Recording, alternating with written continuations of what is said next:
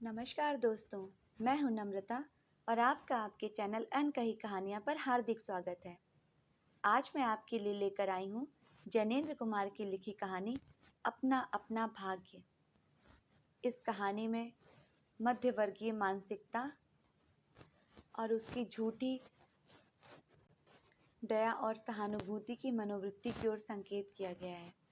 तो चलिए सुनते हैं कहानी अपना अपना भाग्य। बहुत कुछ निरुद्देश्य घूम चुकने पर हम सड़क के किनारे की बेंच पर बैठ गए। नैनीताल की संध्या धीरे धीरे उतर रही थी। रुई के रेशे से भाप से बादल हमारे सिरों को छू छू कर बेरोक घूम रहे थे। हल्के प्रकाश और अंधियारी से रंग कर कभी वे नीले दिखते, कभी सफेद और फिर जरा देर में अरुण पड़ जाते। वे जैसे हमारे साथ खेलना चाह रहे थे। पीछे हमारे पोलो वाला मैदान फैला था। सामने अंग्रेजों का एक प्रमोद गृह था, जहां सुहावना रसीला बाजा बज रहा था और पार्श्व में था वही सुरम्य अनुपम नैनीताल।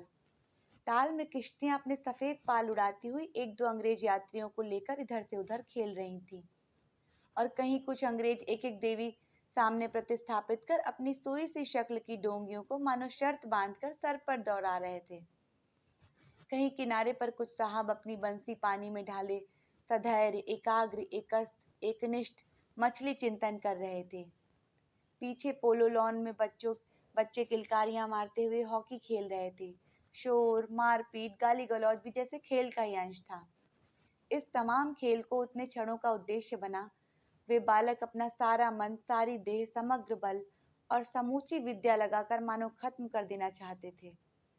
उन्हें आगे की चिंता न थी, बीते का ख्याल न थे। वे शुद्ध तत्काल के प्राणी थे। वे शब्द की संपूर्ण सच्चाई के साथ जीवित थे। सड़क पर से नर नारियों का अविरल प्रवाह आ रहा था और जा रहा था। उसका न ओर था न छोर। वो प्रवाह कहाँ जा रहा था और कहाँ से आ रहा था, कौन बता सकता है। सब उम्र के, सब तरह के लोग उसमें थे। मानो मनुष्यता के नमूनों का बाजार सजकर सामने से इकलाता निकला चला जा रहा हो।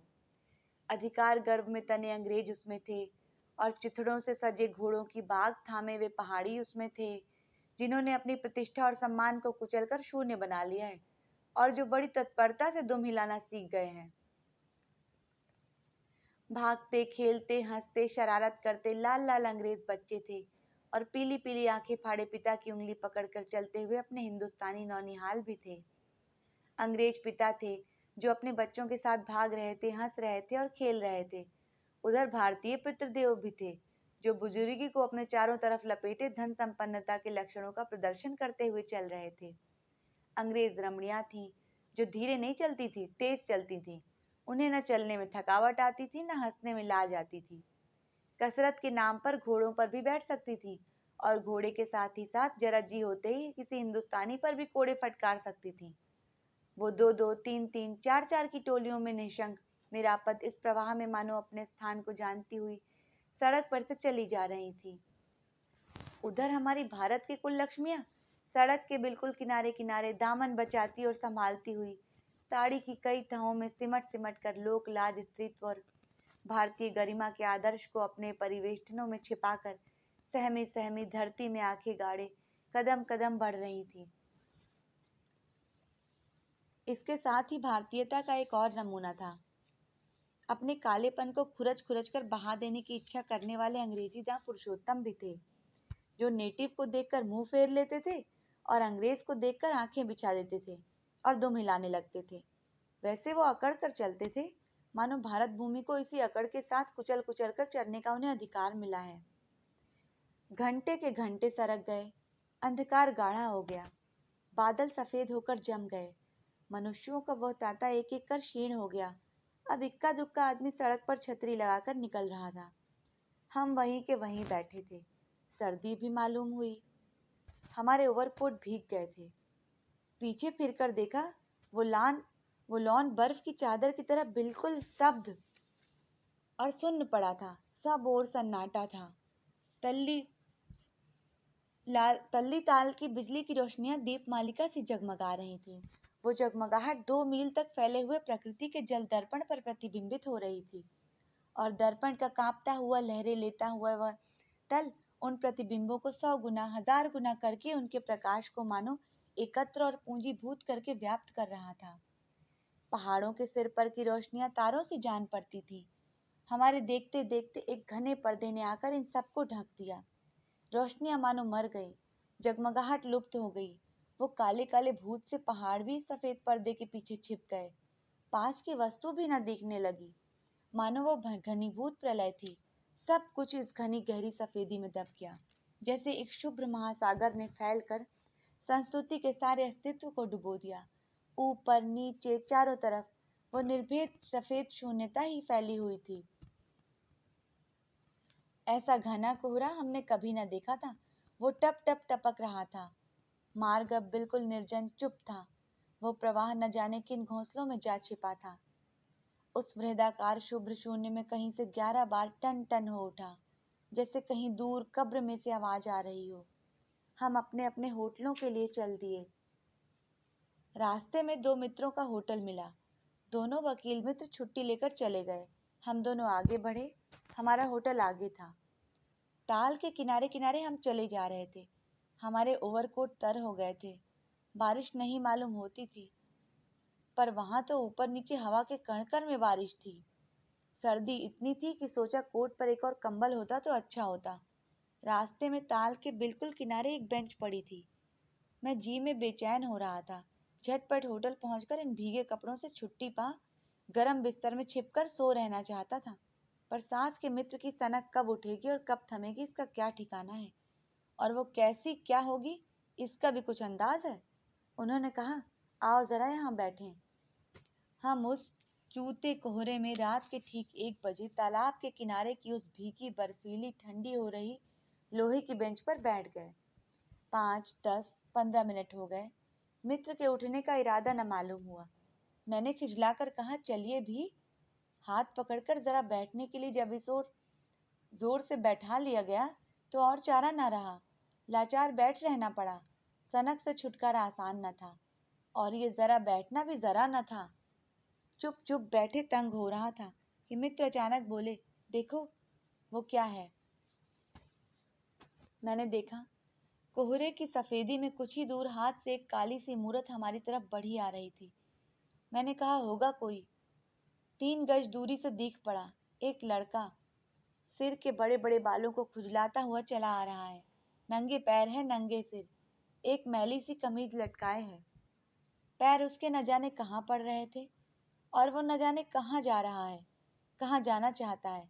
उसके कदमों में जैसे न कोई अगला है न पिछला है, न दायां है न बायां है। पास की चुंगी की लालटेन के छोटे से प्रकाश वृत्त में देखा, कोई 10 बरस का होगा।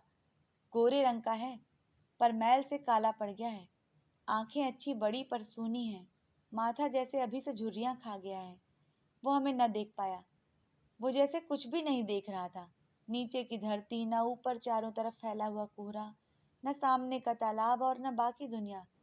वो बस अपने विकट वर्तमान को देख रहा था। मित्र ने आवाज दी, ए। उसने जैसे जाग कर देखा और पास आ गया। तू कहाँ जा रहा है रे? उसने अपनी सूनी आंखें फाड़ दी। दुनिया सो गई, तू ही क्यों घूम रहा है? बालक मौन मूक, फिर भी बोलता हुआ चेहरा लेकर खड़ा रहा। कहाँ सोएगा? यहीं कहीं। कल कहाँ सोया था? दुकान पर। आज वहां क्यों नहीं? नौकरी से हटा दिया। क्या नौकरी थी? सब काम, 1 रुपया और जूठा खाना। फिर नौकरी करेगा? हाँ। बाहर चलेगा? हाँ। आज क्या खाना खाया? कुछ नहीं। अब खाना मिलेगा? नहीं मिलेगा। यूं ही सो जाएगा? हाँ। कहाँ? यहीं कहीं। इन्हीं कपड़ों से? बालक फिर आंखों से खोल बोलकर मूक खड़ा रहा। आंख मानो बोलती थी। ये भी कैसा मूर्ख प्रश्न। माँ बाप हैं? हैं। कहाँ? 15 कोस दूर गांव में। तू भाग आया? हाँ। क्यों? मेरे कई छोटे भाई बहन हैं, सो भाग आया। वहां काम नहीं, रोटी नहीं। बाप भूखा रहता था और मारता था। माँ भूखी रहती थी और रोती थी, सो भाग आया। एक साथी और था, उसी गांव का था, मुझसे बड़ा। दोनों साथ यहाँ आए। वो अब नहीं है। कहाँ गया? मर गया? इस जरा सी उम्र में ही इसकी मौत से पहचान हो गई। मुझे अचरज हुआ, दर्द हुआ। मर गया? हाँ साहब ने मारा, मर गया। अच्छा हमारे साथ चल। वो साथ चल दिया। लौटकर हम वकील दोस्तों के होटल में पहुंचे। वकील साहब, वकील लोग होटल के ऊपर के कमरे से उतर कर आए। कश्मीरी दोशाला लपेटे थे, मोजे चढ़े, पैरों में चप्पल थी, स्वर में हल्की सी झुंझलाहट थी, कुछ लापरवाही थी। ओहो, फिर आप कहिए। आपको नौकर की जरूरत थी ना? देखिए ये लड़का है। कहाँ से लाए? इसे आप जानते हैं? जानता हूँ, ये बेईमान नहीं हो सकता। अजी ये पहाड़ी बड़े शैतान होते हैं, बच्चे बच्चे में गुण छिपे रहते हैं।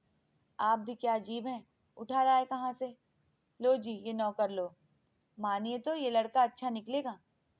आप भी जी बस खूब हैं, ऐरे गैरे को नौकर बना लिया जाए और अगले दिन वह न जाने क्या क्या लेकर चंपत हो जाए। आप मानते ही नहीं, मैं क्या करूं? माने क्या खाप? आप भी जी अच्छा मजाक करते हैं। अच्छा अब हम सोने जाते हैं। और वो 4 रुपए रोज के किराए वाले कमरे में सजी मसहरी पर सोने झटपट चले गए। वकील साहब के चले जाने पर होटल के बाहर आकर मित्र ने अपनी जेब में हाथ डालकर कुछ टटोला, पर झट कुछ निराश भाव से हाथ बाहर कर वे मेरी ओर देखने लगे। क्या है? मैंने पूछा। इसे खाने के लिए कुछ देना चाहता था, अंग्रेजी में मित्र ने कहा, मगर 10-10 के नोट हैं। नोट ही शायद मेरे पास भी हैं, देखूं? सचमुच मेरी जेब में भी नोट ही नोट थे। हम फिर अंग्रेजी बोलने लगे। लड़के के दांत बीच बीच में कटकटा उठते थे। कड़ाके की सर्दी थी। मित्र ने पूछा तब? मैंने कहा 10 का नोट ही दे दो। सकपका कर मित्र मेरा मुंह देखने लगे। अरे यार बजट बिगड़ जाएगा। हृदय में जितनी दया है पास उतने पैसे तो नहीं। तो जाने दो, ये दया इस जमाने में बहुत है, मैंने कहा। मित्र चुप रहे, जैसे कुछ सोचते रहे। फिर लड़के से बोले, अब आज तो कुछ नहीं हो सकता, कल मिलना। वो होटल डी पब जानता है? वहीं कल 10 बजे मिलेगा। हाँ, कुछ काम देंगे हुजूर? हाँ हाँ ढूंढ दूंगा। तो जाऊं? लड़के ने निराश आशा से पूछा। हाँ। ठंडी सांस खींचकर फिर मित्र ने पूछा, कहाँ सोएगा? यहीं कर कहीं बेंच पर पेड़ के नीचे, किसी दुकान की भट्टी में। बालक कुछ ठहरा। मैं असमंजस में रहा। तब वह प्रेत गति से एक ओर बढ़ा और कोहरे में मिल गया। हम भी होटल की ओर बढ़े। हवा तीखी थी, हमारे कोटों को पार कर बदन में तीर सी लगती थी। सिकुड़ते हुए मित्र ने कहा, भयानक शीत है, उसके पास कम, बहुत कम कपड़े हैं। ये संसार है यार। मैंने स्वार्थ की फिलॉसफी सुनाई। चलो पहले बिस्तर में गर्म हो लो, फिर किसी और की चिंता करना। उदास होकर मित्र ने कहा, स्वार्थ? जो कहो, लाचारी कहो, निठराई कहो या बेहियाई। दूसरे दिन नैनीताल स्वर्ग के किसी काले के गुलाम पशु के दुलार का वह बेटा, वह बालक निश्चित समय पर होटल डी पब में नहीं आया। हम अपनी नैनीताल सैर खुशी खुशी खत्म कर चलने को हुए। उस लड़के की आस लगाए बैठे रहने की जरूरत हमने न समझी। मोटर में सवार होते ही थे कि समाचार मिला। पिछली रात एक पहाड़ी बालक सड़क के किनारे पेड़ के नीचे ठिठुर कर मर गया। मरने के लिए उसे वही जगह, वही 10 बरस की उम्र और वही काले चिथड़ों की कमीज मिली। आदमियों की दुनिया ने बस यही उपहार उसके पास छोड़ा था। पर बताने वालों ने बताया कि गरीब के मुंह पर छाती, मुट्ठियों और पैरों पर बर्फ की हल्की सी चादर चिपक गई थी, मानो दुनिया की बेहियाई ढकने के लिए प्रकृति ने शव के लिए सफेद और ठंडे कफन का प्रबंध कर दिया था। सब सुना और सोचा, अपना अपना भाग्य। कहानी यहाँ पर खत्म होती है। धन्यवाद।